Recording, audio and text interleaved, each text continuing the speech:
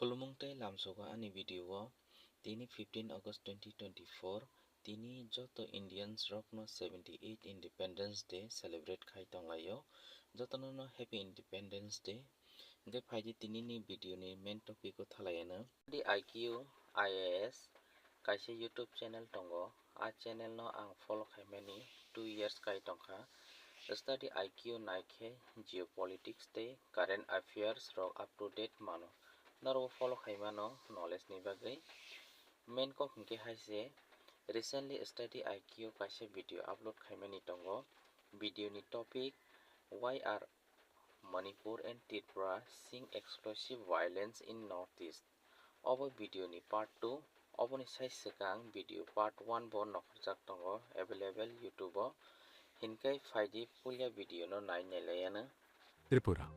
दोस्तों 1947 में त्रिपुरा भारत की आजादी के साथ ही एक अलग स्टेट बन गया था, लेकिन तब इसे एक यूनियन टेरिटरी की तरह देखा जाता था। लेकिन फिर मेघालय की ही तरह 1972 में त्रिपुरा को एक पूर्ण राज्य का दर्जा दे दिया गया। और अगर हम त्रिपुरा की ज्योग्राफिकल बाउंड्रीज को देखें तो ये बांग्लादेश के साथ 856 किलोमीटर का लंबा बॉर्डर शेयर करता है और इसी कारण से आजादी के बाद त्रिपुरा की डेमोग्राफी में काफी बदलाव देखने को मिला है। दरअसल आजादी के पहले तक इस रीजन में ट्राइबल पॉपुलेशन बहुत ज्यादा थी और रॉयल सेंसस रिपोर्ट की माने तो 1947 तक त्रिपुरा की 93% पॉपुलेशन ट्राइबल कम्युनिटी से ही बिलोंग करती थी, जिनमें ज्यादातर पॉपुलेशन त्रिपुरी कम्युनिटी की थी। लेकिन 1947 में विभाजन और 1971 के बांग्लादेश लिबरेशन के दौरान इलीगल बंगाली माइग्रेंट्स बड़ी संख्या में त्रिपुरा में आ बसे और इनका माइग्रेशन त्रिपुरा में इतना डोमिनेटिंग था कि त्रिपुरा की ट्राइबल कम्युनिटी को त्रिपुरा के मेन लैंड को छोड़कर हिली एरिया में शिफ्ट होने को मजबूर होना पड़ा। और देखते ही देखते त्रिपुरा की डेमोग्राफी में नॉन ट्राइबल पॉपुलेशन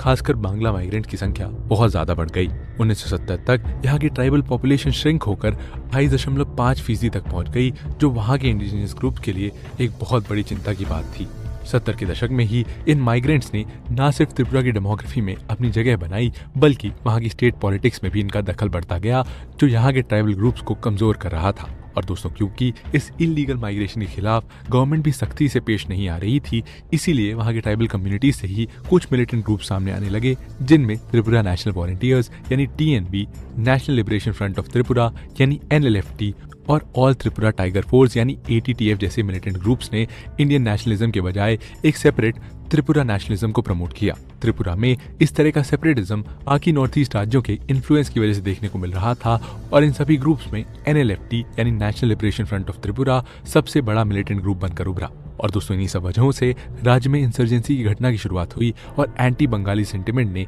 बंगालियों के खिलाफ विद्रोह को जन्म दिया, जिसका सबसे बड़ा और भयानक असर देखने को मिला 6 जून 1980 को, जब त्रिपुरा की राजधानी अगरतला से 70 किलोमीटर दूर मांडवी गांव में ट्राइबल इंसर्जेंट ग्रुप्स ने नॉन ट्राइबल बंगालियों को घेर कर आगजनी, हिंसा और हत्या को अंजाम दिया। इस घटना में 450 बंगालियों की मौत हो गई, जिसे नॉर्थ ईस्ट इंसर्जेंसी का सबसे बड़ा मैसेकर भी माना जाता है और जिसमें एक ही दिन में 400 से ज्यादा लोगों की ट्राइबल ग्रुप्स द्वारा हत्या कर दी गई थी। बंगालियों के खिलाफ बढ़ती हिंसा को देखते हुए त्रिपुरा में बंगाली इमिग्रेंट्स ने भी अपना एक मिलिटेंट ग्रुप बना लिया और अक्टूबर 1999 में बने इस ग्रुप को यूनाइटेड बंगाली लिबरेशन फ्रंट का नाम दे दिया गया था और जिनका केवल एक ही ऑब्जेक्टिव था और वो था त्रिपुरा में बंगाली पॉपुलेशन को त्रिपुरी मिलिटेंट से बचाना। इस ग्रुप के फॉर्मेशन के बावजूद बंगाली इमिग्रेंट्स पर त्रिपुरी मिलिटेंट ग्रुप्स के अटैक कम नहीं हुए, बल्कि मई 2000 में national liberation front of Tripura यानी NLFT ने एक और मैसेकर को अंजाम दिया, जिसे बैगबर मैसेकर के नाम से जाना जाता था। और इस मैसेकर में